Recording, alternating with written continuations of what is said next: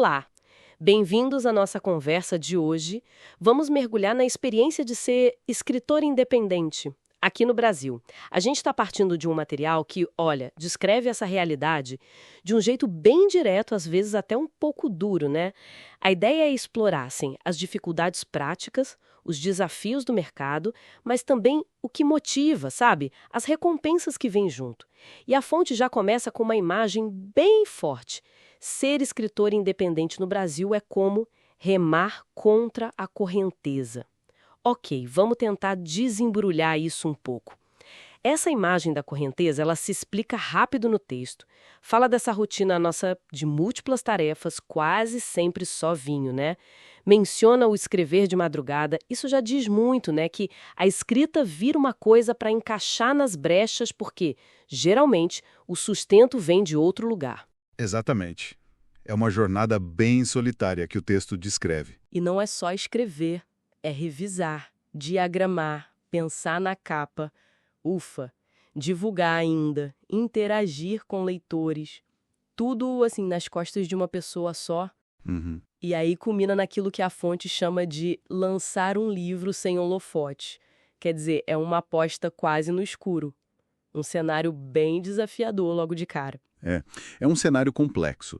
E o que me chama a atenção nesse material é como ele vai além do fazer literário, sabe? Toca nos obstáculos, assim, sociais, de mercado mesmo. Fala de um certo preconceito, né? Aquela ideia de que, se não for por uma grande editora, talvez não tenha o mesmo valor. Sim, essa percepção existe. E descreve também o que chama de frieza do mercado. O texto sugere que, às vezes, a popularidade online, número de seguidores, essas coisas, podem acabar importando mais que a qualidade literária em si. Entendo. A métrica acima da arte, né? Pois é, e segundo a fonte, isso dificulta muito o acesso aos canais mais tradicionais.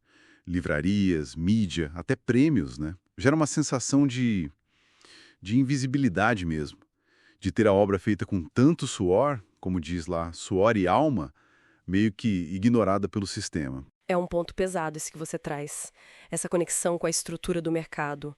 Mas o interessante é que, apesar desse quadro complicado, o material que a gente está vendo tenta buscar um equilíbrio. Ele mostra o outro lado da moeda, sabe? O lado gratificante dessa jornada independente. E aí o foco muda, vai para algo mais íntimo. O impacto no leitor, né? Exato. Aquela menção de ouvir nossa, esse livro me tocou, é quase como se essa conexão direta, bem pessoal, fosse o grande contrapeso para toda a dificuldade estrutural, não acha? Com certeza. Essa conexão é fundamental. O texto valoriza muito isso. A força que tem ver uma história sua, algo tão pessoal, ressoando em outra pessoa. E a coragem que precisa não só para criar, mas, como diz a fonte, para oferecê-lo ao mundo real.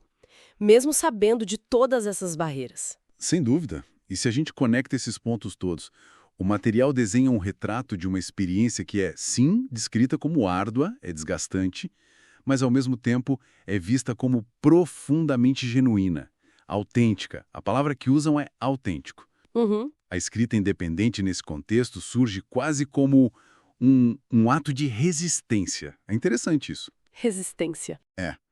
E essa resistência não parece ser só teimosia, sabe?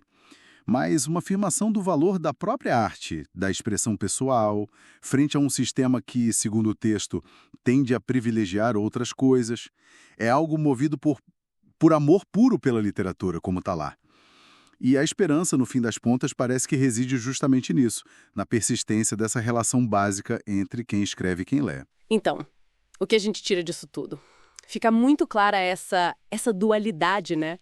De um lado, uma batalha constante, obstáculos bem concretos, falta de tempo, de grana, dificuldade de ser visto. Sim, a luta diária. E do outro lado, uma força que parece vir justamente da autenticidade dessa escolha, da ligação direta com a escrita e com aqueles leitores que se conectam de verdade com a obra. Aquela imagem inicial de remar contra a correnteza parece que captura bem essa tensão toda, né? Que permeia a experiência que a fonte descreve. Exato.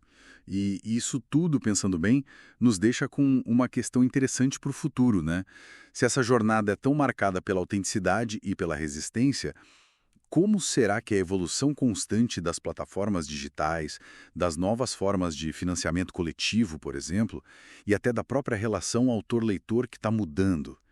Como isso tudo poderia, talvez, redefinir o que significa essa resistência e essa autenticidade para o escritor independente no Brasil daqui para frente? Boa pergunta. Será que essas novas ferramentas, essa proximidade maior com o público, será que elas podem criar outras formas de validação? Outras formas de visibilidade?